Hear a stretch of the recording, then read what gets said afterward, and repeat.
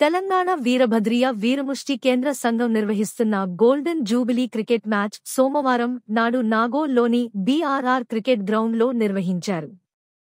మొదటి match Pasigutta young tigers team Musarambagh టీంతో తలపడగా మూసారాంబాగ్ టీం గెలుపొందింది. ఇక ప్రీ క్వార్టర్ ఫైనల్ మ్యాచ్లో భాగంగా ఫలక్నుమా టీం మహబూబ్నగర్ టీంతో తలపడింది.